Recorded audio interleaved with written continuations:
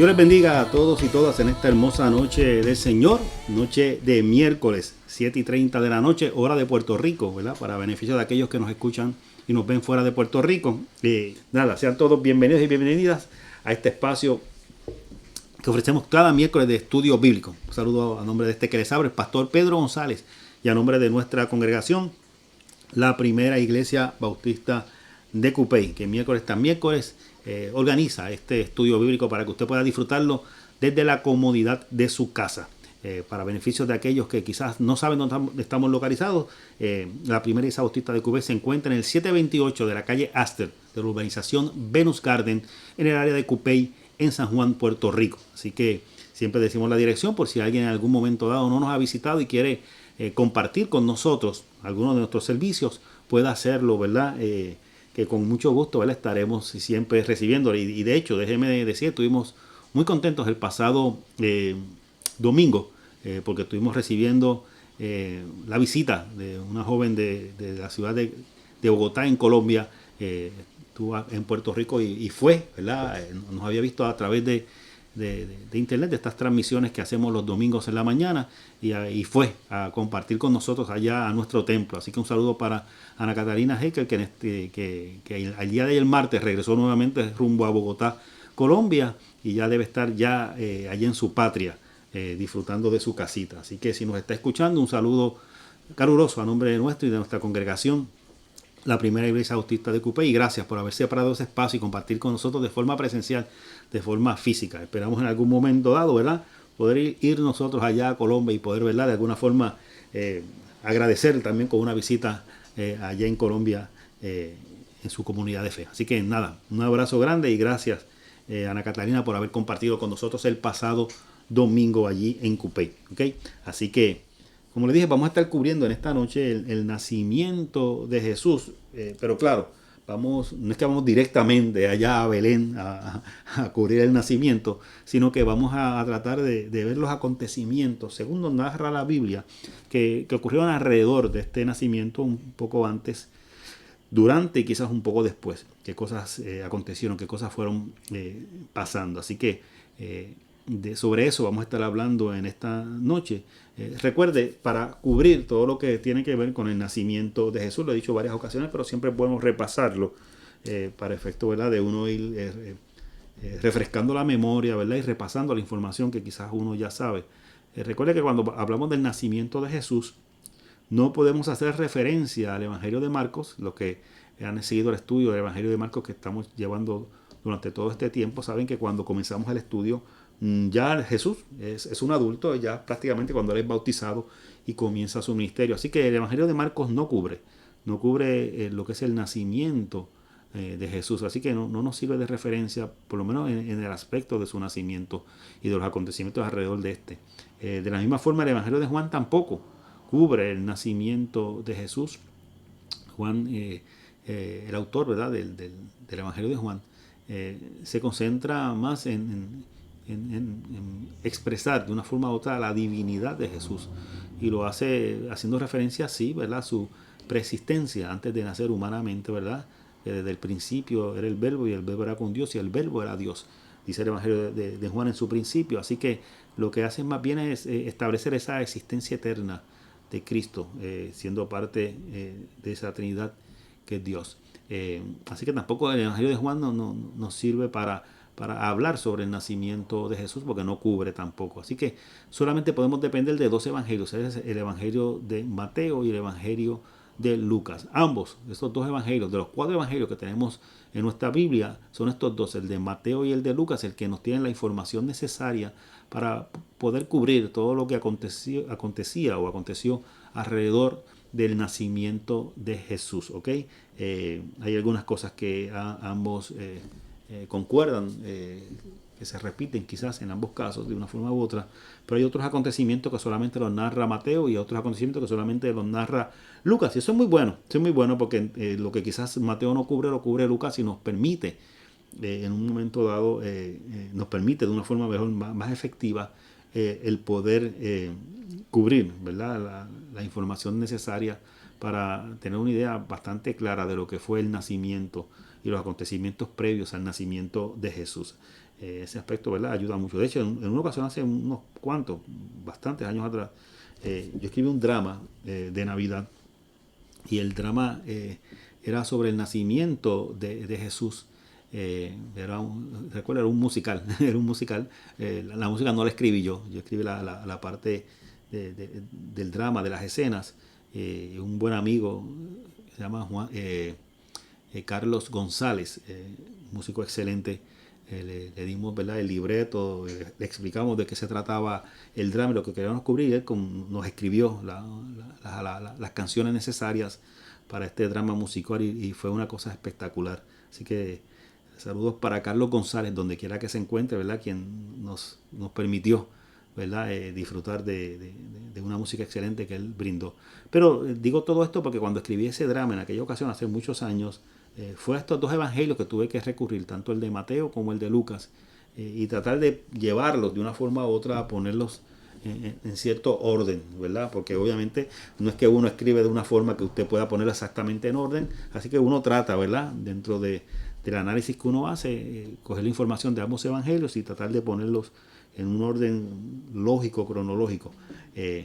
Así que nada, solamente como preámbulo, ¿verdad?, para que estemos claros que lo que vamos a estar hablando durante la noche de hoy es prácticamente referente a lo que es el Evangelio de Mateo y el Evangelio de Lucas, que son los únicos dos que cubren el nacimiento de Jesús. Déjenme poner por aquí la pantalla, ya está por ahí, y como dije, esto es lo que vamos a estar discutiendo en esta noche y por las próximas tres noches, a partir de hoy, entiéndase los 4 miércoles, incluyendo los 4 miércoles de diciembre previos a lo que es el 25 de diciembre, el día de Navidad.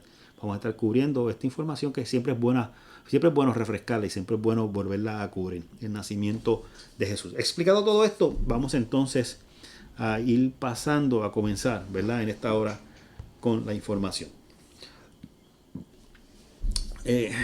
Yo dividí este estudio, yo lo tengo hecho completo, ¿verdad?, porque ya lo he cubierto en algunas ocasiones, pero lo que hice en esta ocasión es que lo dividí, como dije, en 4 partes. Hoy vamos a tratar de cubrir la parte 1. Tuve que ir a los estudios, que al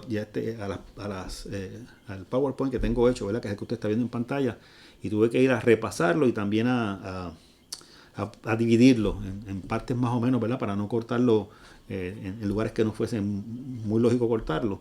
Así que hoy vamos a estar cubriendo la parte 1. Son 4 partes, la parte 1 de este estudio bíblico. ¿Ok? Vamos a comenzar.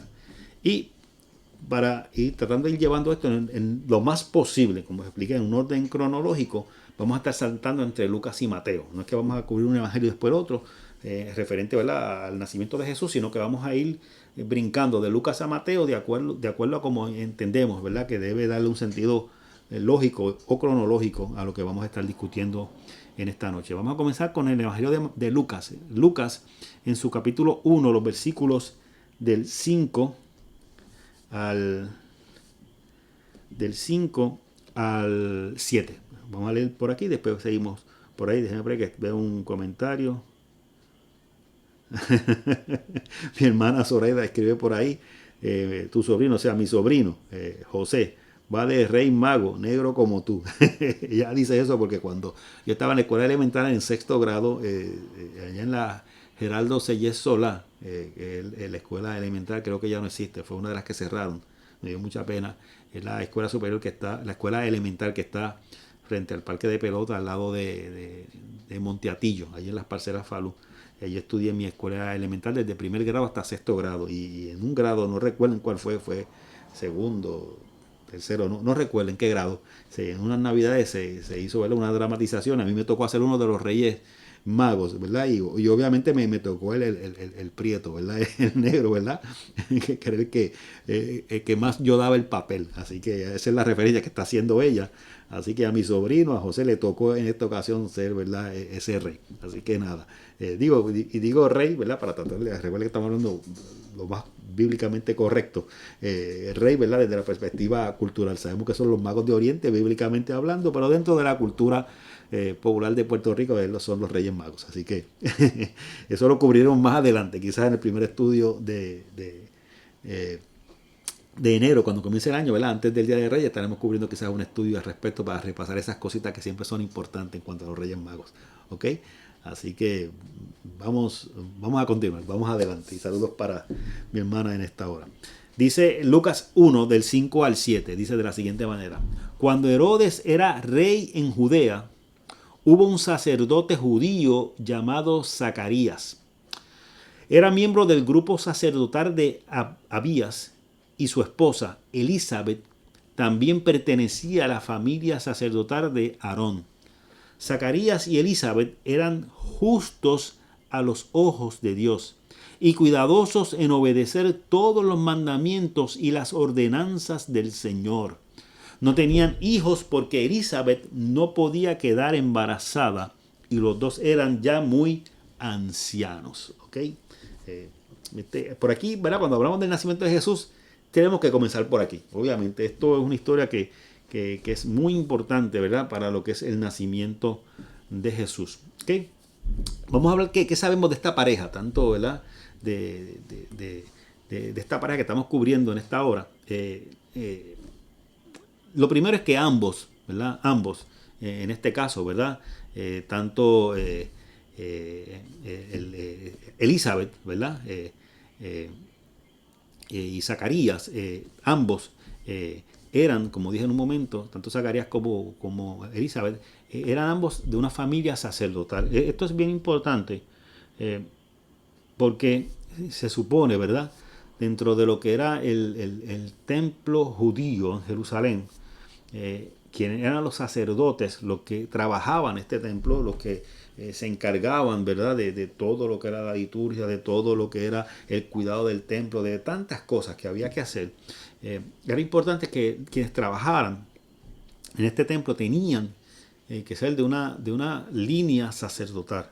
Usted recuerde que cuando el pueblo de Israel tomó posesión de la tierra prometida, cuando salieron de la esclavitud en Egipto, y se dividió la tierra, las diferentes tribus, la de Simeón, la de Judá, la de Benjamín, que se dividió en esas 12 tribus que provenían de los 12 hijos de Jacob, para repasar bien, ¿verdad? Que todos estemos claros. Recuerda que cuando hablamos de Israel, del pueblo de Israel, Israel, ese nombre, era el nombre que Dios le dio a Jacob. Recuerden que estaba Abraham era el papá de Isaac, e Isaac era el papá de Jacob. Son los tres patriarcas principales dentro de lo que era la cultura judía. Abraham, Isaac y Jacob. Y Jacob, específicamente Jacob, en un momento dado el Señor cambia su nombre por Israel. ¿Okay?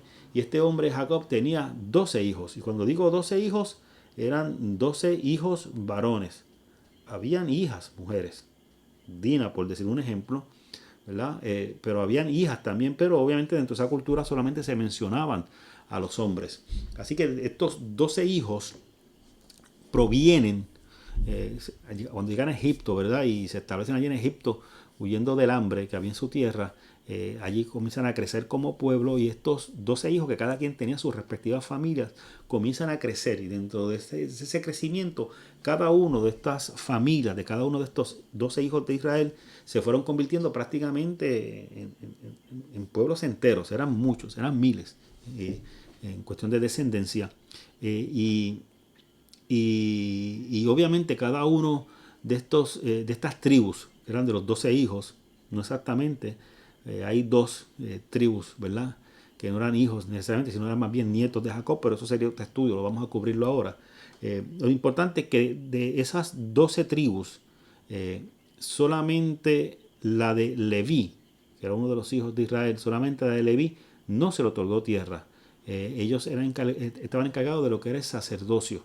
Por lo tanto, las demás tribus con sus tierras tenían, a través de sus holocaustos, de sus ofrendas, eran responsables de mantener a esta tribu de Leví. Era una tribu de sacerdotes. Por eso es que cuando se habla de Elizabeth, que era de la línea de Aarón, es porque habla sobre esto, ¿verdad? Porque recuerden que Aarón era el hermano de Moisés y era uno, ¿verdad? Que pertenecía a una de estas tribus.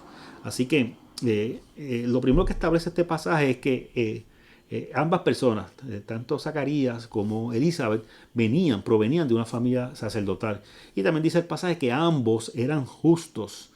Así que se está estableciendo que dentro de la corrupción que podía haber en el pueblo, dentro de la corrupción que podía haber en el sistema religioso de ese tiempo, tanto Elizabeth como Zacarías representaban a esa porción fiel que realmente era justa, que se mantenía fiel a los mandatos, a las ordenanzas del Señor. Así que ambos eran obedientes, por lo tanto, de todo lo que era la voluntad de Dios, de su palabra, de las escrituras, de la Torá y de las instrucciones de Dios. Eran obedientes. Pero el problema que establece el pasaje es que ambos también eran ancianos. Ya, claro, esto de ser ancianos era positivo y era negativo. Era positivo porque el que fuesen ancianos implicaban que eran gente, era un matrimonio, era una pareja llena de experiencia a través de una vivencia dentro de lo que era la vida sacerdotal. Zacarías como sacerdote y Elizabeth como su compañera, como su esposa, que obviamente lo acompañaba y conocía lo que era este ambiente sacerdotal. Así que estaban llenos de experiencia, pero el problema es que no tenían hijos, así que esa misma bendición de ser ancianos y estar llenos de experiencia también se convertía en un problema porque no podían tener hijos. Claro, a mí siempre me gusta recalcar, es importante que dentro de esta cultura judía era respetada la figura de los ancianos. Eh, de hecho, cuando en las aldeas, siempre en la puerta de entrada a las aldeas, siempre se reunía un grupo donde se habían problemas en cuanto a interpretación de la ley o problemas entre personas de esa misma aldea y tenían que dilucidar quién tenía razón a la luz de las escrituras. Siempre había un grupo, ¿verdad?, que de alguna forma trataba estos casos. En Puerto Rico serían las plazas públicas. En el caso de estas aldeas del pueblo judío eran las puertas, ¿verdad?, que daban acceso a estas aldeas donde se reunían, ¿verdad?, en las entradas de estas aldeas donde se reunían para poder dilucidar estos conflictos que podían existir. Y estas personas que trabajaban con estos conflictos, por lo general era gente anciana. O sea, los ancianos eran muy respetados dentro de lo que era la cultura judía. Eso hace mucho contraste donde, ¿verdad?, en el contexto del tiempo del Puerto Rico donde estamos viviendo, muchas veces la figura del anciano no se tiene como una figura de respeto, lamentablemente. Y claro, dentro de cada familia usted tiene a sus abuelos, sus abuelas. Pues claro, ese amor, ese cariño hace que haya respeto hacia esas figuras, pero es desde la perspectiva posiblemente familiar y a veces aún desde la perspectiva familiar no sucede. Pero en términos generales no hay respeto muchas veces con lo que son las figuras de los ancianos. A veces se manda un mensaje distorsionado donde a veces lo que se quiere reflejar es que los ancianos son un estorbo, una molestia, una carga, inclusive a veces hasta para la misma sociedad, y ni se diga, ¿verdad?, en cuanto, ¿verdad?, a vivir de una forma digna en esa etapa de su vida, cuando a veces se le quitan hasta las pensiones aquí en el tiempo que vivimos, ¿verdad? Pero es una comunidad que dentro de nuestra sociedad occidental, que a la que nosotros pertenecemos, no se le brinda muchas veces el respeto que las culturas orientales se le brindaba a la figura del anciano. Así que es positivo que ellos fueran ancianos dentro del respeto de esa cultura. Pero siempre es bueno aclararlo porque no veían a los ancianos en ese tiempo como los vemos nosotros en este tiempo. Así que en ese aspecto siempre es bueno recalcar esa diferencia. ¿Ok? Saludos por ahí a Carmín, que también está por ahí conectada. Carmín, bendiciones para ti también y buenas noches. Dios te bendiga. Qué bueno que estás por ahí conectadita. Seguimos. ¿Ok? Vamos a hablar, ¿verdad? Jerusalén. Obviamente dice que este sacerdote Zacarías trabajaba en el templo allá en Jerusalén. Y siempre es importante, ¿verdad?, tratar de recalcar de dónde es que estamos. Esta zona de aquí prácticamente es Judea. Y dentro de Judea, aquí es que está Jerusalén. ¿Ok? Lo he explicado en muchas ocasiones. Toda esta zona es una zona montañosa. Como decían en Puerto Rico, a la cordillera central, pues prácticamente Jerusalén está prácticamente en esa punta, ¿verdad?, de esa cordillera central que atraviesa de norte a sur toda la zona de Judea y al norte parte de lo que es Samaria. ¿Okay? Así que en esa parte que se encuentra Jerusalén, y ahí en Jerusalén es que se encuentra el templo. Recuerden que nosotros hablamos de templo en nuestro tiempo y hablamos del templo en San Juan, el templo en Ponce, el templo en Caguas, el templo en Cupey. Pero en aquel entonces el templo era un sitio único. Solamente estaba el templo de Jerusalén. Habían otros lugares donde se hablaba, se discutía, se enseñaba la palabra del Señor. Eran más bien sinagogas que habían en las diferentes ciudades y aldeas donde había, obviamente en el área de Judea, pues obviamente habían judíos, obviamente porque es el área de Judea, así que por lo tanto habían otras sinagogas esparcidas por toda la región de Judea.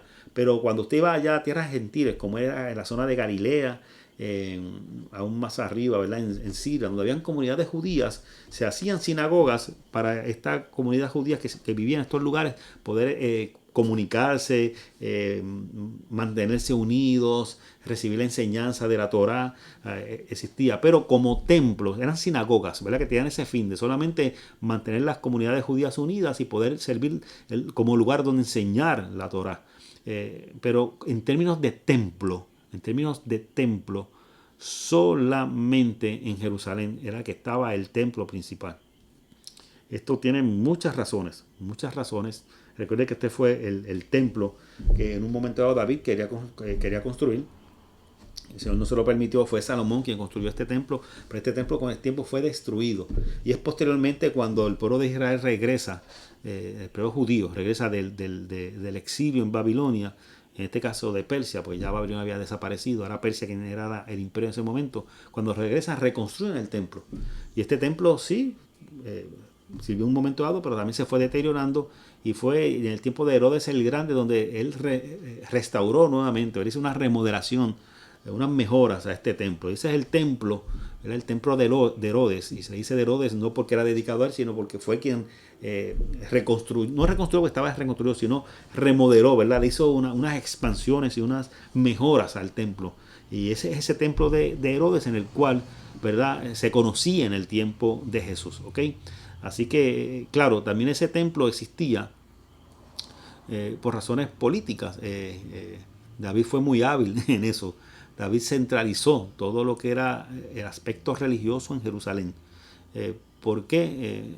Porque el mantener el centro religioso en Jerusalén le daba también cierto poder político y militar. Todo el mundo tenía que de una forma ir a Jerusalén como centro, mientras que si él permitía que hubiesen, y habían, antes de ese templo, habían otros templos en zonas como Samaria, en otros lugares, pero los templos fueron destruidos durante el tiempo, especialmente durante el tiempo de David, buscando centralizar en todo momento, ¿verdad?, lo que era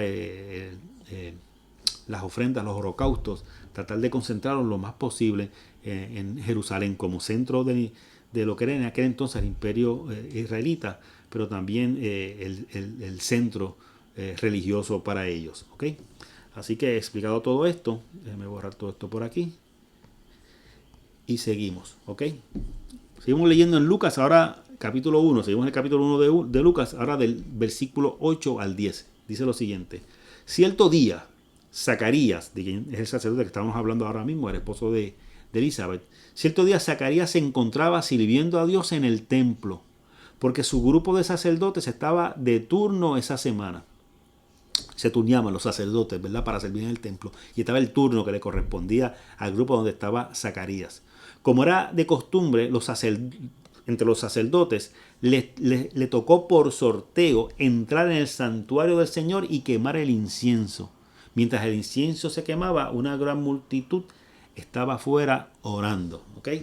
En ese tiempo, ¿verdad?, se iban poniendo en orden, ¿verdad?, de quién iba a entrar al lugar santísimo para poder llevar, ¿verdad?, encender el incienso. Y lo que se hacía es que se mandaba a uno de los sacerdotes, el que era seleccionado para entrar y poder quemar el incienso y hacer lo correspondiente. Así que él iba a entrar solo, no podía entrar todo el mundo. Era un lugar donde no podía entrar todo el mundo. Eran solamente un grupo muy reducido de sacerdotes quienes podían entrar a ese lugar. Y le había tocado a Zacarías entrar en ese turno que él tenía, ¿okay? Para él era un día normal, de trabajo. Quizás como es usted que va a su trabajo, realiza su faena, era un día normal de trabajo para él. Y él estaba obviamente ocupado realizando ese trabajo. Era el templo para él, era su lugar de trabajo, era el lugar donde él operaba, ¿verdad? Todo lo que tiene que ver con sus labores. Pero también, además de ser su lugar de trabajo, era su lugar de servicio. No solamente que él trabajaba allí, los sacerdotes trabajaban, el pueblo los mantenía para que ellos dedicaran todo su tiempo, toda su vida a servir allí en el templo. Así que era su lugar de trabajo, pero no solamente era su lugar de trabajo. Recuerden que está hablando que Zacarías era un hombre justo y obediente a Dios. Así que más que un trabajo para él era un lugar donde él servía a ese Dios en el cual él creía. ¿Okay? Eso es importante porque a veces nosotros vemos nuestros lugares laborales simplemente como nuestra área de trabajo. Y hay veces que hay que reflexionar y pensar si Dios es el que abre las puertas, el que nos da las capacidades para estudiar, para prepararnos, para aprender a través de la experiencia. Es Dios quien nos da la capacidad para crecer de esa manera. Y es Dios quien abre las puertas para que tengamos un lugar donde trabajar, donde laborar, donde ganarnos la vida. Si ese lugar donde Dios ha abierto las puertas para que trabajemos en nuestra área de trabajo, también es importante recordar que también si es Dios quien nos ha dado ese trabajo, si es Dios quien nos ha dado la fuerza, la salud, ¿verdad? Y las capacidades, la capacidad para poder trabajar en ese lugar, pues también es nuestra área de servicio. Porque si Dios nos pone en un lugar, nos pone con un propósito, no simplemente por ponernos. Nos pone también porque hay una razón de ser de ponernos en ese lugar. Así que por lo tanto, nuestra área de trabajo, ya sea que cobremos, porque es nuestro trabajo secular, o ya sea que no cobremos, porque quizás hacemos un tipo de trabajo voluntario en algún lugar, sea cual sea el caso, además de un lugar de trabajo, siempre ese lugar, si es el que Dios, en el cual Dios nos ha puesto, también es nuestro lugar de servicio. Importante. Zacarías estaba muy consciente de eso. Él sabía que él tenía que trabajar allí, ¿verdad? Esto había pasado de generación en generación a través de su familia. Él sabía que era su labor, que él tenía que trabajar, pero él no perdía de perspectiva que también era el lugar donde él le servía al Dios en el cual él creía. ¿Ok? Seguimos leyendo ahora Lucas 1 del 11 al 12. Vamos a leer. ¿Ok? Y mientras Zacarías estaba en el santuario, se le apareció un ángel. Estaba solo. Recuerden, en el santuario, en ese lugar, él no podía entrar con nadie. ¿Ok? Estaba allí solo. Y mientras Zacarías estaba en el santuario, se le apareció un ángel del Señor, de pie, a la derecha del altar del incienso. Cuando Zacarías lo vio, se alarmó y se llenó de temor. ¿Okay? Usted imagínese, está allí solo, en aquel salón, quemando incienso, y de momento se le aparece este ser celestial, este ángel, ¿verdad? Obviamente él tuvo temor al principio, ¿verdad? Porque es algo que es impresionante. Seguimos leyendo el versículo 13 al 17, donde dice, pero el ángel le dijo, no tengas miedo, Zacarías, Dios ha oído tu oración, tu esposa, Elizabeth, te dará un hijo y lo llamarás Juan. Tendrás gran gozo y alegría, y muchos se alegrarán de su nacimiento, porque él será grande a los ojos del Señor. No deberá beber vino ni ninguna bebida alcohólica, y será lleno del Espíritu Santo aún antes de nacer. Y hará que muchos israelitas vuelvan al Señor su Dios. Será un hombre con el espíritu y el poder de Elías. Preparará a la gente para la venida del Señor.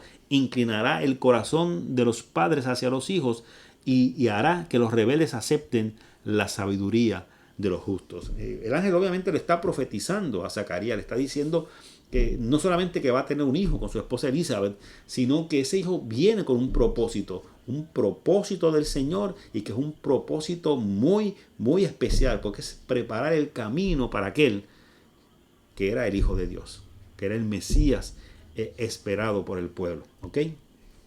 En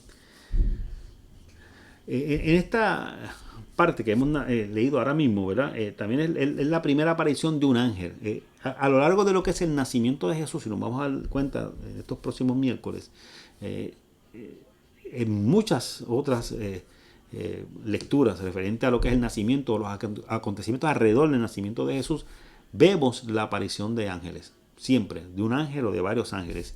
Y esta es la primera aparición que se relata, esta aparición a Zacarías, ¿okay? Haciendo referencia a su hijo que iba a nacer, que obviamente ya hoy sabemos a quién se refiere, que es a Juan el Bautista, ¿okay? Que es aquel que bautizó a Jesús y preparó el camino, ¿verdad? Para el ministerio de Jesús, era su encomienda.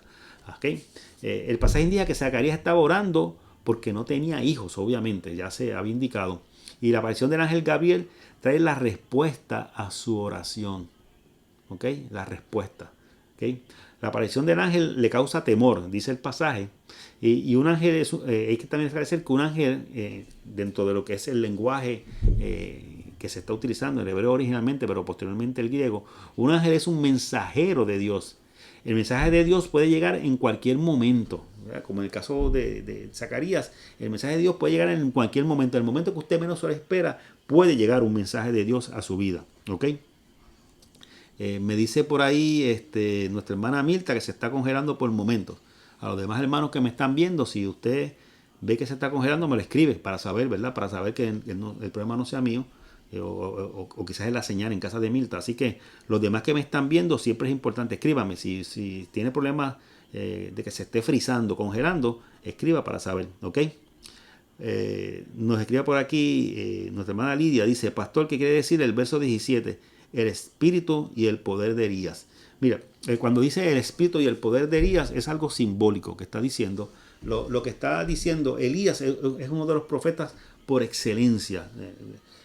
¿Por qué? Porque era ese profeta que tenía un contacto tan grande con Dios, tenía una comunión tan grande con Dios, que inclusive no vio muerte, sino que fue levantada. Dice la palabra del Señor que un carro de fuego lo levantó y él se fue a la presencia del Señor, al igual que Enoc, ¿verdad? Son pocos los casos, muy pocos los casos en la Biblia, se pueden contar con los dedos de la mano y sobran dedos, de hombres que fueron levantados sin morir para irse a la presencia de Dios. Elías era uno de estos. Así que Elías es por excelencia lo que es el tipo del profeta que tiene una comunión con Dios tan maravillosa al punto que ni siquiera vio muerte. Lo que quiere decir el pasaje cuando habla del espíritu, ¿verdad? Y cuando habla y el poder de Elías, cuando habla del espíritu, se está refiriendo, ¿verdad? A esa presencia de Dios, en la vida de él en ese momento. Así que me dice también Laura que se está frizando. Así que los demás que están viendo la transmisión, escríbanme para saber si se está frizando en otros lugares. Ya sé que con Mirta y con Laura está habiendo problemas. Si alguien que me esté viendo puede escribirme si se está frizando o si está todo corriendo bien. Si me está viendo bien, escríbalo. Se está viendo todo bien. Porque así sabemos que si se está viendo todo bien, es la señal en el caso de Mirta y de Laura en específico. Así que ellas tendrían que moverse, ¿verdad? Para buscar si es la señal. Si a todos se les está frizando, ¿verdad? Pues escríbanme de alguna manera para yo saber, ¿verdad? Y tratar de hacer algún tipo de ajuste acá. Pero por lo menos aquí aparentemente está corriendo todo bien, no tengo ningún problema, ¿ok? Nuestra hermana Iris Rodríguez nos dice, bendiciones a todos, yo me estoy congelando, es la transmisión. Ya puedo escucharlo y verlo, amén, ¿ok? Zoe me dice que está todo bien, ok. Si por lo menos hay uno que me está viendo bien, el problema es en la casa ¿verdad? De quien tiene el problema. Porque si soy yo, se tiene que congelar para todos, para todos. Y Zoe me dice que está todo bien y Lidia también dice que está todo bien. Así que nada, los hermanos que ya me dijeron algunos que me estoy viendo bien. Así que por los que están teniendo problemas, si están en ese lugar, busquen cerca de una ventana, busquen un lugar donde tenga buena señal. Recuerden que dentro de las casas, a veces, claro, también está lloviendo, a veces la señal se afecta un poco. Pero por lo que estoy viendo, Vilhelmina me dice que está todo bien, ese también todo bien. Así que, hermano, si se le está frizando, busque señal, porque aparentemente es en su casa, está pasando algo, porque ya tengo varios mensajes que me estoy viendo bien. Así que aparentemente el problema no es aquí. Gracias a todos los hermanos que me escribieron, ¿verdad? Porque me preocupa que no todos me estén escuchando viendo bien. Pero ya veo que el problema, ¿verdad? No es la transmisión aquí, sino donde usted está recibiendo la señal. Así que a las hermanas que me escribieron, ¿verdad? Bendito, Laura y Mirta, bendito. Traten de buscar a ver si, ¿verdad? A veces yo sé que es incómodo porque a veces la señal falla, pero mira, pueden buscar por ahí por el ladito a ver si pueden conseguir todo bien. Así que gracias a todos los que me están escribiendo que está todo bien. Continuamos. Ok, pues en la palabra de Señor, cuando se habla de ángel, cuando se habla en la Biblia de un ángel, se habla de un mensajero. Es una persona que va a llevar un mensaje de Dios. El mensaje de Dios puede ser en ocasiones la respuesta a nuestra oración.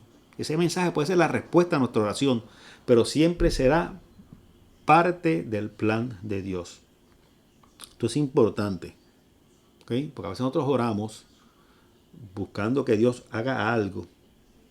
Estos hermanos son tremendos. Tengo unos mensajes ahí que no voy a decir nada. Se bromean ellos mismos con la señal. Nada, bendiciones para todos. Es importante, ¿verdad? Recordar, vuelvo y retomo lo que estaba diciendo. Es importante, ¿verdad? Entender que aunque mi oración, ¿verdad? puede mover a que el poder de Dios obre, yo tengo que recordar que está obrando, sí, por respuesta a mi oración. Puede ser que sea en respuesta a mi oración, pero siempre, siempre, lo más importante es que esa respuesta viene porque es parte del plan de Dios. Porque en ocasiones yo oro por algo y no sucede, porque no es parte del plan de Dios. Yo sé que esto a veces es fuerte entenderlo, pero hay veces que no es parte del plan de Dios. Y cuando es algo que deseamos con todo nuestro corazón, o que quizás nos está causando dolor a nosotros, o dolor a alguien que amamos, ¿verdad? Es difícil escuchar esta palabra, pero tenemos que recordar, lo he dicho también en varias ocasiones, desde nuestra perspectiva humana, es difícil entender, ¿verdad? Cuando hablamos del dolor, de la necesidad humana, y entender, ¿verdad? Que a veces Dios lo permite porque no está dentro de su voluntad, porque nosotros vemos de nuestra perspectiva humana, dentro del dolor que vivimos. Pero recuerden que Dios no lo ve desde nuestra perspectiva humana. Dios lo ve desde la perspectiva divina, de Él como Dios en una eternidad, dentro de un plan que va más allá de nuestra propia vida. Y donde eso que quizás puede causar dolor en un momento dado de nuestra vida, cuando se proyecta a la eternidad dentro del plan que Él tiene para nosotros, pues realmente a veces es necesario pasar por situaciones que son difíciles. Porque es parte del plan de Dios, a veces nos permite crecer de alguna manera. Yo sé, ¿verdad? Que se escucha sencillo, pero a veces es muy complicado verlo, especialmente si estoy pasando un momento muy, muy difícil. ¿Okay? El nacimiento de Juan tenía un propósito más allá de la petición de Zacarías. O sea, el plan de Dios para con Juan no era simplemente porque Zacarías estaba pidiendo un hijo, porque él y su esposa no tenían un hijo. El nacimiento de cada uno de nosotros tiene un propósito más allá de nuestro entendimiento. ¿Okay? Nuestros padres oran por nosotros y Dios en su misericordia contesta muchas veces a esa necesidad que estamos pasando. Pero tenemos que entender que esa obra que hace Dios muchas veces en nuestra vida tiene un propósito más allá de lo que nosotros entendemos. Otras veces lo vemos simplemente desde la perspectiva de lo que estamos pidiendo, por el dolor, por el quebranto, por la situación difícil que estamos atravesando, y lo vemos desde esa perspectiva, pero muchas veces el plan de Dios va más allá de esa situación temporal o temporera que estamos viviendo. ¿Okay? Va mucho más allá, ¿okay? Porque su propósito, el propósito de Dios, siempre va a ir más allá de nuestro entendimiento. ¿Okay? ¿Okay? Seguimos. El ángel le habla a Zacarías, ¿verdad? Entonces Zacarías procede a contestarle al ángel y le dice lo siguiente. Estamos en Lucas 1, del 18 al 20. Fíjense que todavía hasta ahora no hemos tocado nada del Evangelio de Mateo, ya mismo lo tocaremos con calma. Pero dice en Lucas 1, del 18 al 20. Zacarías le dijo al ángel: ¿cómo puedo estar seguro de que ocurrirá esto? De que, ¿verdad? De que su esposa va a quedar embarazada. Yo soy muy anciano y mi esposa también es de edad avanzada. Entonces el ángel le dijo: yo soy Gabriel. El ángel se identifica. Estoy en la presencia misma de Dios. Fue Él quien me envió, Dios, a darte esta buena noticia. Pero ahora, como no creíste lo que te dije, te quedarás mudo, sin poder hablar hasta que nazca el niño. Te aseguro que mis palabras se cumplirán a su debido tiempo. Es interesante en que una de las acciones, ¿verdad?, que le anuncia el ángel es que debido a la incredulidad de Zacarías, que no es descabellada su incredulidad, ¿verdad? Ahora nosotros vemos que leemos la Biblia, ¿verdad? Y que le pasa a Zacarías que no cree, ¿verdad? Pero hay que verlo, ¿verdad? En la justa perspectiva del momento que Zacarías está viviendo. O sea, un anciano de muchos años, su esposa también es una anciana. Obviamente, o sea, esto está difícil de entender y de creer. O sea, hay que entenderlo también a él. Pero aún así es un acto de incredulidad. Y la respuesta del ángel a esa incredulidad es que él se va a quedar mudo. Es la respuesta que le envía el Señor. Él se va a quedar mudo, no va a poder hablar. Claro, esto no, usted no debe verlo como un castigo. Él no creyó y lo castigaron por eso. No. Es que hay un plan para con este hijo que va a tener, con Juan el Bautista. Y ese plan no puede ser revelado hasta el momento oportuno.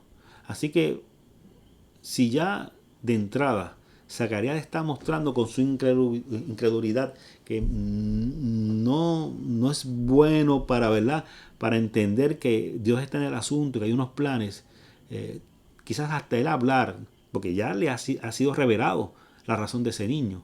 Y él en su incredulidad, si él no está preparado para poder digerir esa información y poder transmitir en el momento oportuno a las personas que le rodean, pues se convierte en un problema. Así que a veces Dios tiene que permitir que las circunstancias para que guardemos silencio, para que, aunque está contestando nuestra oración, su plan que va más allá de nuestra oración, para que se cumpla como Él quiere que se cumpla, a veces necesita de nuestro silencio.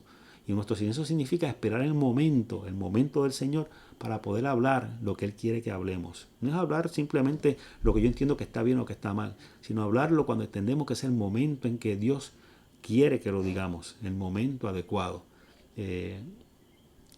Zacarías no estaba preparado para eso. Por lo menos con la acción que le había demostrado al ángel.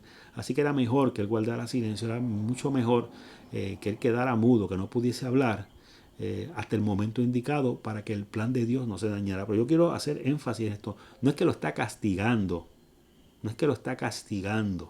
porque hay que entenderlo. Lo que le están, la información que le están dando a Zacarías es muy, muy fuerte para entenderla en ese momento. O sea, no es un castigo, sino que el Señor lo que está cuidando es el plan que Él tiene para con este niño, para con Juan el Bautista, ¿verdad? Y que es el momento indicado en el cual Zacarías va a poder hablar para que ese plan de alguna forma u otra no se afecte. ¿Ok?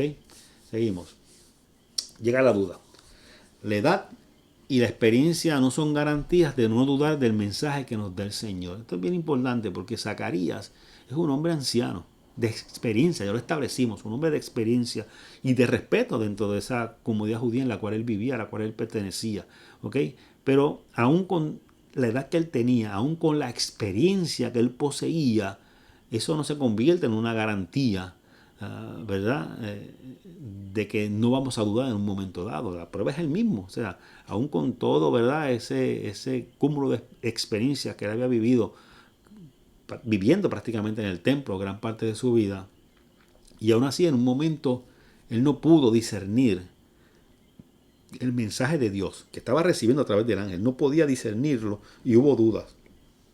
Miren, no importa los años que tengamos, cronológicamente hablando, no importa los años que tengamos, quizás en la iglesia de conversión, ¿verdad? Eso no es garantía necesariamente de que en un momento dado, quizás el momento más importante, no dudemos. Eso no es garantía. Y no debe sorprendernos porque es parte de nuestra humanidad. Y ahí la grandeza y la necesidad de andar con Dios de la mano para que Él pueda de alguna forma u otra compensar esa falta muchas veces de fe en los momentos más importantes de nuestra vida. ¿Okay? También es importante recordar que nunca el mensaje ni el mensajero serán más importantes que quien lo envía a Dios. ¿Okay? Hay que tener mucho cuidado. El ángel llevaba el mensaje. Y en muchas culturas se podía tomar como ese ángel como un símbolo de alguna manera de que merecía adoración. Hay que entender, ¿verdad?, que lo importante, más importante que el mensaje, más importante que el mensajero lleve ese mensaje, es quien envía el mensaje, que es Dios. Es lo más importante. ¿Ok? Y eso, ¿verdad?, que tenerlo mucho cuidado porque a veces dentro de la cultura religiosa en medio de la cual hemos crecido, pues a veces podemos darle atributos a otras personas o a otros seres, atributos que solamente le corresponden a Dios. Existen los ángeles, la Biblia establece que existen los ángeles, pero los ángeles no están ahí para que nosotros lo adoremos. Nuestra adoración es para Dios y solo para Dios. Muy importante. Existen seres, ¿verdad?, seres humanos a lo largo de la iglesia, a lo largo de las escrituras, ¿verdad?, que merecen toda nuestra admiración. Esos patriarcas, Abraham, Isaac, Jacob, los caudillos como Moisés, Josué, tantos jueces, ¿verdad?, profetas, reyes como Salomón, los mismos apóstoles que andaron con Jesús, gente que es digna de que admiremos la labor que realizaron y el sacrificio que también realizaron en sus vidas, pero sin perder nunca el foco de que el centro de nuestra adoración es Dios. Es Dios. Es Dios. Y no hay nadie más. ¿Ok? La incredulidad no nos condena necesariamente, ¿verdad?, pero siempre tendrá consecuencias. Como dije, no podemos ver, ¿verdad?, que que el que Zacarías se quede mudo al no creer es necesariamente, ¿verdad?, un acto de que se está siendo condenado o que está siendo castigado, ¿ok? Porque todos en nuestra vida en un momento dado hemos tenido un grado de incredulidad y aún en el tiempo que vivimos ahora, quizás con todo el cúmulo de experiencias que hemos tenido en la iglesia o en la vida religiosa, no nos hace que estemos exentos de que en un momento dado haya un grado de incredulidad, porque llega algo que realmente es difícil creerlo, quizás porque tiene una magnitud milagrosa tan grande que a veces es difícil creerlo, y de hecho siempre es bueno buscar confirmación, ¿okay? Así que el que yo en algún momento dado de mi vida dude no significa por eso que estoy en el pecado y que estoy perdido, ¿verdad? Porque simplemente dudé en un momento dado. No voy a ser condenado por eso, pero claro, en ocasiones mi duda puede tener consecuencias y esas consecuencias van a estar ahí presentes.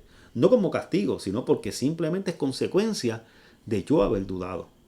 ¿Okay? Y eso es importante, diferenciar una cosa de la otra. ¿Okay? Vamos a leer Lucas 1 del 21 al 22.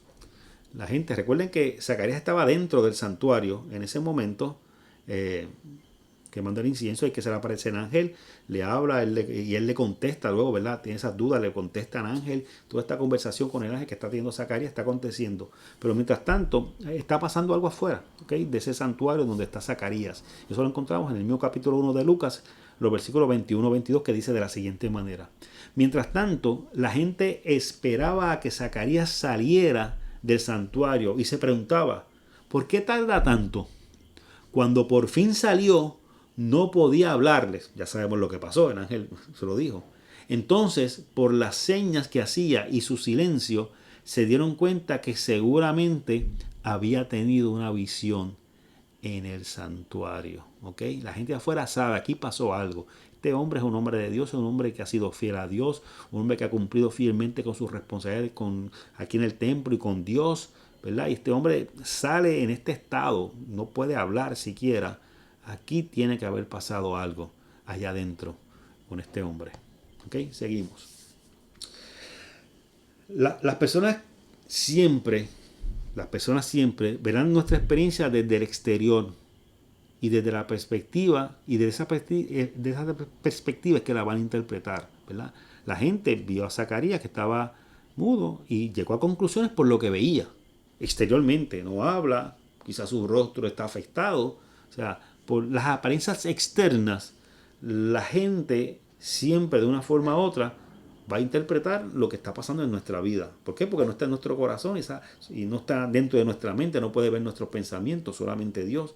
Así que la gente siempre llegará en nuestra vida a conclusiones por las apariencias de afuera. ¿Okay? Ahora, de igual manera, habrán experiencias de nuestra vida que nos será imposible explicar totalmente. Solo nuestra propia vida podrá hablar de lo que Dios hizo. Mire, hay cosas que Dios va a hacer en nuestra vida que nosotros jamás vamos a tener las palabras adecuadas para poder explicar plenamente lo que Dios ha hecho o lo que Dios me ha hablado en mi vida. Hay experiencias que pasamos con Dios que no hay manera de explicarlas. No hay manera. Es solamente los efectos en nuestra propia vida de esa experiencia con Dios lo que de una forma u otra va a hablarle a la gente que me rodea de lo que yo pasé con Dios, del encuentro que yo tuve con Dios, de la experiencia que yo tuve con Dios. Son, ¿verdad?, esos efectos en mi vida diaria posterior a ese encuentro con Dios lo que le va a hablar a la gente, lo que le va a hablar a la gente. ¿Ok? Luego en el pasaje habla de que trasladan a Zacarías y a Elizabeth, ¿verdad?, a su casa. Que lo que dice es que estaba en la zona, la casa de Zacarías y de Elizabeth, dice que estaba en la zona montañosa de Judea. Recuerden, como les dije ahorita, toda esta zona aquí es la zona de Judea. ¿Ok? Ya esta zona que está acá es la zona de Samaria y esta es la zona de Galilea. Así que si aquí estaba el templo en Jerusalén, posiblemente en esta zona, déjenme quitar todo lo que escribí para que ustedes lo vean, en esa zona que está circulada ahí, es que posiblemente, esa zona montañosa, posiblemente por ahí era que estaba la casa de Zacarías y de Elizabeth, más o menos en esa zona, relativamente cerca de Jerusalén, no al lado, pero relativamente cerca, dentro de la misma zona montañosa en que se encontraba también Jerusalén. ¿Ok? Seguimos. Así que Zacarías y Elizabeth regresan. Luego de esta experiencia que ha tenido Zacarías allí en el templo, ellos regresan a su casa. Vamos a leer Lucas, seguimos en Lucas, todavía no hemos tocado Mateo. Lucas, capítulo 1, del 23 al 25. Dice, pues por aquí me dice Virgemina que hay 43. Gloria a Dios, qué bueno. Saluda a esa gente hermosa que está conectada con nosotros. Qué bueno, qué alegría que usted ha separado este espacio para estar con nosotros. Esperamos que esté disfrutando de este estudio bíblico que estamos dando sobre el nacimiento de Jesús. Tanto hoy, miércoles, y los próximos 3 miércoles vamos a estar cubriendo. Hoy comenzamos, ¿verdad?, por Lucas, en el capítulo 1, que estamos cubriendo, ¿verdad?, la experiencia de Zacarías, el sacerdote, y Elizabeth, que son los padres de Juan el Bautista, lo que estamos cubriendo en esta hora. Así que leemos Lucas 1, del 23 al 25. Dice de la siguiente manera. Cuando Zacarías terminó su semana de servicio en el templo, ¿okay?, que era el turno que le correspondía a él, regresó a su casa. Poco tiempo después, su esposa Elizabeth quedó embarazada y permaneció recluida en su casa durante 5 meses. ¡Qué bondadoso es el Señor!, exclamó ella. Me ha quitado la vergüenza de no tener hijos. Y esto hay que verlo, estas palabras de Elizabeth, dentro del contexto histórico judío del tiempo en que se está escribiendo esto. Es importante, ¿okay? Porque a veces, ¿verdad?, si no se ve eso dentro del contexto, se puede interpretar en nuestro tiempo que una mujer que no tiene hijos, eso es motivo de vergüenza, y no es motivo de vergüenza. ¿Okay? Hay muchas razones. En este tiempo que vivimos puede haber, ¿verdad?, en una mujer un problema de infertilidad, por lo cual no puede tener hijos, o puede ser que su esposo tenga un problema de infertilidad también y por lo tanto, ¿verdad?, no puede, no tiene el control necesario de esperma y no puede tampoco, ¿verdad?, engendrar un hijo en esa mujer. Puede ser parejas, que las hay muchas en nuestro tiempo, que simplemente han decidido no tener hijos. Y eso hay que respetarlo. Por eso no están en pecado, ¿verdad? Simplemente han decidido, por las razones que sean, no quieren tener hijos. De hecho, hay parejas que deciden no tener hijos y lo que deciden es adoptar hijos. También es válido. O sea, esa es la realidad de este tiempo. Por eso es que hay que tener cuidado cuando cogemos un texto histórico de la Biblia y queremos literalmente trasladarlo y aplicarlo a nuestra realidad. No. En ese tiempo, Elizabeth dice eso. Una mujer de Dios, ¿verdad?, dice eso, porque dentro de ese tiempo y esa cultura judía, la mujer tenía que tener hijos. De hecho, en ocasiones era el esposo el que tenía problemas, ¿verdad?, para poder engendrar los hijos, pero aún así a quien se le echaba la culpa era la mujer, no era el hombre. Cosa totalmente injusta, porque ahora la ciencia sabe que a veces es por culpa de la mujer, a veces es por culpa del hombre. O sea, es una realidad científica que está aprobada, pero en aquel entonces eso no se analizaba, no habían hijos, eso era culpa de la mujer. Y como dentro del pueblo de Israel, el pueblo judío específicamente, era tan importante el procrear hijos, y prácticamente dentro de esa sociedad machista, una de las funciones principales de una mujer era eso, tener hijos. Pues se convertía en un motivo de vergüenza el no hacerlo. Pero era esa realidad histórica, eso no podemos trasladarlo a nuestra realidad en nuestro tiempo. Muy importante. Seguimos. Volver a casa. El hogar o la familia es fundamentalmente en todo el mensaje del Evangelio de Jesús. O sea, en todo el Evangelio de Jesús, y aquí lo estamos hablando, lo estamos viendo en esta historia de Zacarías y de Elizabeth, la familia, o sea, el hogar es fundamental en todo el mensaje del Evangelio. Puedes verlo con calma. La familia siempre es fundamental. De hecho, el pueblo de Israel está fundamentado sobre una familia, que es la familia de Jacob. O sea, que viene de otra familia, como la de Isaac, como la de Abraham. O sea, el concepto de hogar, de familia, es fundamental dentro del mensaje del Evangelio. ¿Okay? El ministerio que consume y asfixia la relación familiar no es ministerio. Siempre hay que regresar a casa. Hay que tener cuidado, porque a veces bajo la excusa de que estoy trabajando con el Señor, descuido lo que es mi responsabilidad en mi casa, en mi hogar, con mi familia. Una cosa no tiene que estar divorciada de la otra. Yo debo cumplir con mis responsabilidades ministeriales, con mis responsabilidades en la iglesia, pero eso jamás puede ser, ¿verdad?, a costa, ¿verdad?, bajo un costo de lo que es la familia, que obviamente es mi primera responsabilidad delante del Señor. El cumplimiento de las promesas del Señor en nuestras vidas tendrá el mayor significado cuando las recibimos y las disfrutamos como familia. Cuando disfrutamos de esa bendición de Dios como familia, mira, la disfrutamos más que cuando la disfrutamos de forma individual. ¿Ok? Y hasta aquí vamos a llegar, ¿verdad? Ya el próximo miércoles pasaremos a la parte 2, ¿verdad? Ya cubrimos prácticamente lo que es la historia de Zacarías y de Elizabeth, ¿verdad? De cómo este sacerdote tuvo este encuentro con el ángel Gabriel, cómo se le reveló, ¿verdad?, que su esposa, aunque era anciana igual que él, iba a quedar embarazada, como ya quedó embarazada dentro de esta narrativa que hemos tenido durante hoy. Y ya Elizabeth está embarazada, ya está en su casa, así que ya el próximo miércoles estaremos dándole continuidad a esta historia, pero ya entra María, ¿verdad? María, la madre de Jesús, entra en la fórmula, ¿ok? Así que eso será ya el próximo miércoles, ¿ok? Así que déjeme ir por aquí, volviendo nuevamente a donde estaba, no se me vaya. Venimos por aquí,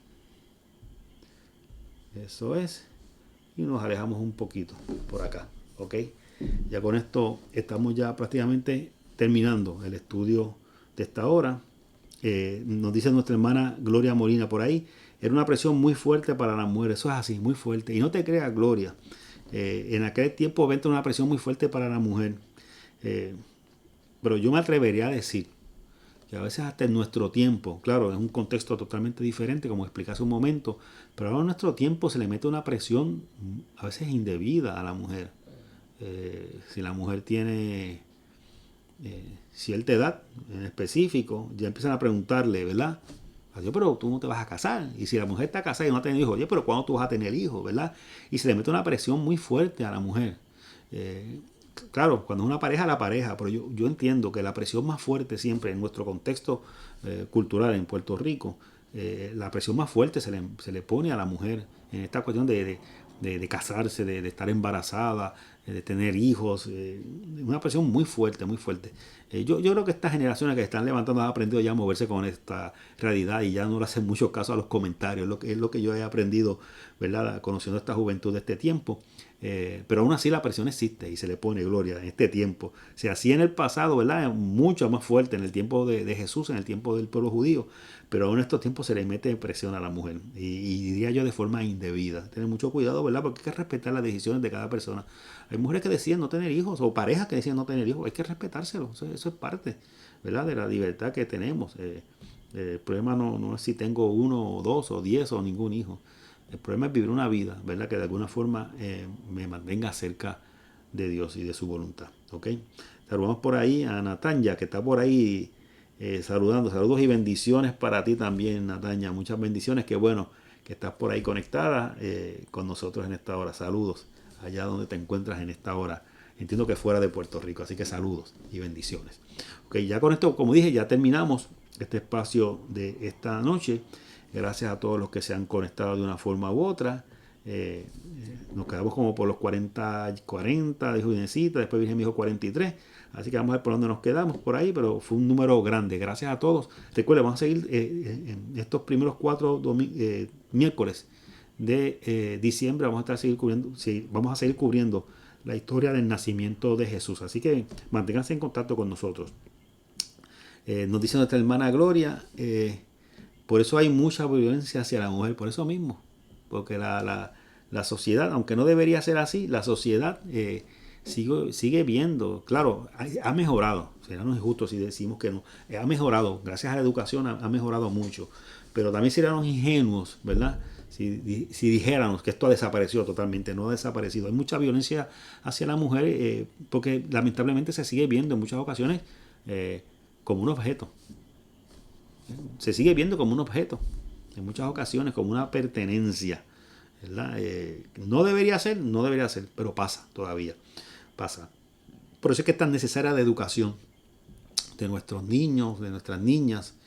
Y digo de niños y niñas, porque créanme, a veces el machismo o la cultura de opresión sobre la mujer, a veces no solamente es culpa de un varón, o porque sea agresor a veces es culpa, a veces en ocasiones de las mismas mujeres, porque a veces es la mujer la que cría y la que muchas veces inculca en los mismos varones estos valores que siguen perpetuándose, y también en las niñas que van criando. O sea, así que es importante seguir educando no solamente a los hombres para que dejen ese estilo de vida machista atrás, sino también es importante educar a nuestras féminas, a las mujeres, especialmente desde pequeñas y en su juventud, para que cuando llegue el momento también de criar, den el mensaje correcto, ¿verdad?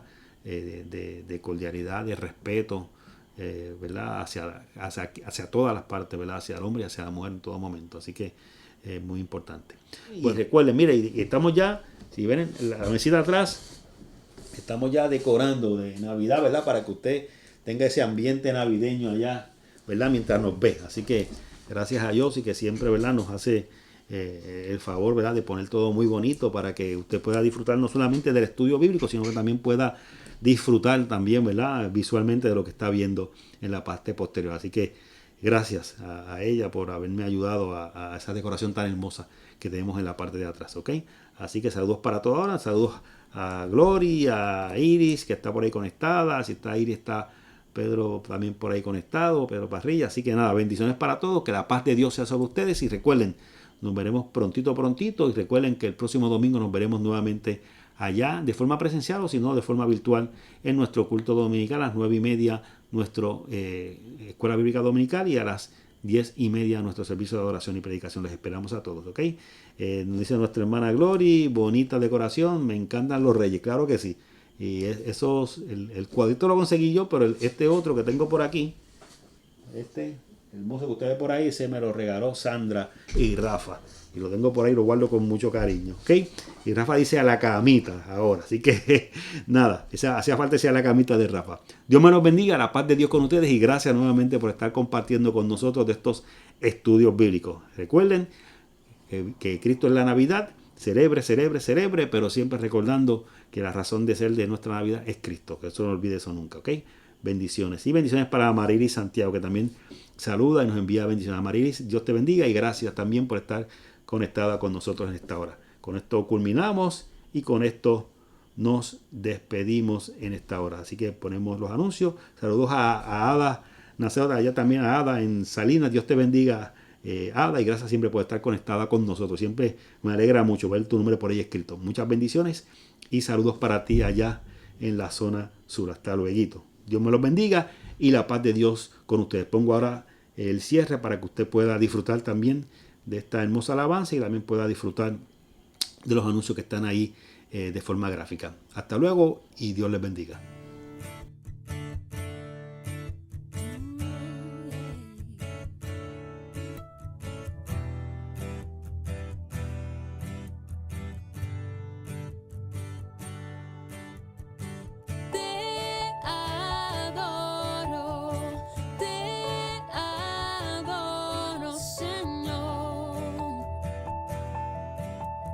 Siempre.